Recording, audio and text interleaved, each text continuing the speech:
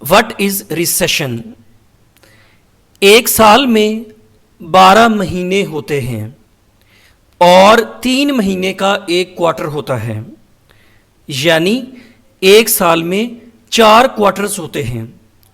और अगर किसी कंट्री का जीडीपी 2 कंसेक्यूटिव क्वार्टर्स में नेगेटिव रहता है तो ऐसी इकोनॉमिक कंडीशन को कहते हैं रिसेशन। 2 कंसेक्यूटिव क्वार्टर्स का मतलब है कि अगर एक कंट्री का जीडीपी 6 महीने नेगेटिव रहे तो ऐसी कंडीशन को कहते हैं रिसेशन।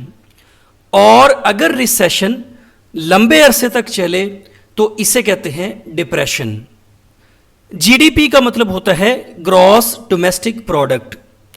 एक साल में एक कंट्री में जो गुड्स और सर्विसेज प्रोड्यूस होती हैं उनकी मॉनेटरी वैल्यू को जीडीपी कहते हैं। रिसेशन के केस में डिमांड कम हो जाती है और जब डिमांड कम होती है तो सेल्स कम हो जाती हैं। सेल्स कम होने से प्रोडक्शन कम हो जाती है और प्रोडक्शन कम होने से अनएम्प्लॉयमेंट बढ़ जाती है। रिसेशन की एक दूसरी definition national bureau of economic research यानी NBER ने दी है। A significant decline in economic activity spread across the economy। एक कंट्री में डिफरेंट इकोनॉमिक एक्टिविटीज हो रही होती हैं। फॉर एग्जाम्पल प्रोडक्शन है, मैन्युफैक्चरिंग है, buying and selling of goods and services है। तो रिसेशन के केस में क्या होता है कि जो इकोनॉमिक एक्टिविटीज होती है ना वो डिक्लाइन हो जाती हैं, यानी प्रोडक्शन और मैन्युफैक्चरिंग कम हो जाती है। प्रोडक्ट्स और सर्विसेज की जो बाइंग एंड सेलिंग है वो कम हो जाती है। Lasting more than a few months.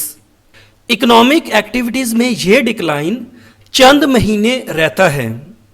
पहली डेफिनेशन में हमने देखा ना कि यहां पे है minimum 6 months. Normally visible in real GDP. GDP decline हो जाता है, इनकम कम हो जाती है, एम्प्लॉयमेंट कम हो जाती है, इंडस्ट्रियल प्रोडक्शन कम हो जाती है और सेल्स कम हो जाती हैं।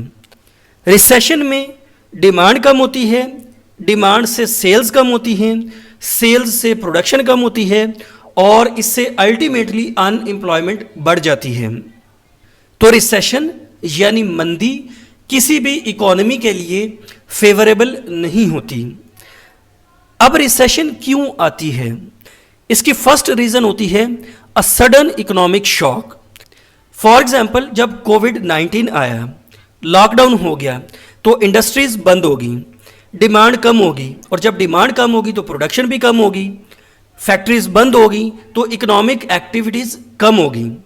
तो जब इकोनॉमिक एक्टिविटीज में डिक्लाइन होता है ना तो इसे ही तो हम रिसेशन कहते हैं। सडन इकोनॉमिक शॉक की दूसरी वजह होती है वार। जंग की वजह से भी रिसेशन आ जाता है। रिसेशन की सेकंड रीजन है एक्सेसिव डेट। जब इंडिविजुअल्स या कंपनीज बहुत ज़्यादा कर्जा ले लेती हैं और वो इस पोजीशन में नहीं होती कि वो अपना कर्जा वापस कर सकें या अपने बिल्स पे कर सकें तो कंपनीज डिफ़ॉल्ट कर जाती हैं, बैंकरप्ट हो जाती हैं। रिसेशन की नेक्स्ट रीज़न है टू मच इन्फ्लेशन। जब इन्फ्लेशन बहुत ज़्यादा हो जाती है तब भी रिसेशन आती है। जब इन्फ्लेशन बहुत ज़्यादा होती है तो प्राइसेस बढ़ जाती हैं और जब प्राइसेस बहुत ज़्यादा बढ़ती हैं तो डिमांड कम हो जाती है। इन्फ्लेशन के केस में सेंट्रल बैंक इंटरेस्ट रेट को बढ़ा देता है जिससे इकोनॉमिक एक्टिविटीज़ डिप्रेस हो जाती हैं। इसकी नेक्स्ट रीज़न होती है too much deflation. Too much inflation और टू मच डिफ्लेशन दोनों के केस में रिसेशन आती है। अब डिफ्लेशन के केस में क्या होता है कि प्राइसेस कम हो जाती हैं। जब प्राइसेस बहुत ज़्यादा गिर जाती हैं तो एम्प्लॉयज़ की सैलरी और वेजेस को कम करना पड़ता है और जब प्राइसेस कम होती हैं तो कंपनीज अपनी इन्वेस्टमेंट को भी कम कर देती हैं और जब इन्वेस्टमेंट कम होती है तो इससे अल्टीमेटली क्या होता है कि इससे अनएम्प्लॉयमेंट बढ़ती है।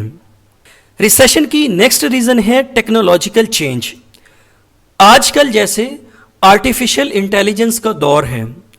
आर्टिफिशियल इंटेलिजेंस की वजह से जॉब्स में रिडक्शन हो रही है और जब जॉब्स में रिडक्शन होती है तो लोगों की इनकम कम होती है, और जब इनकम कम होती है तो डिमांड कम हो जाती है, जिसकी वजह से रिसेशन आती है। इसकी नेक्स्ट रीज़न है एसेट बबल्स। जब assets for example housing, stocks, gold की प्राइस अचानक बहुत ज़्यादा बढ़ जाती है तो लोग बहुत ज़्यादा इन्वेस्टमेंट करते हैं, और जब प्राइस अचानक से गिरती है, जब बबल कोलैप्स करता है तो रिसेशन आती है। ये रिसेशन की मल्टीपल कॉजेज़ थी।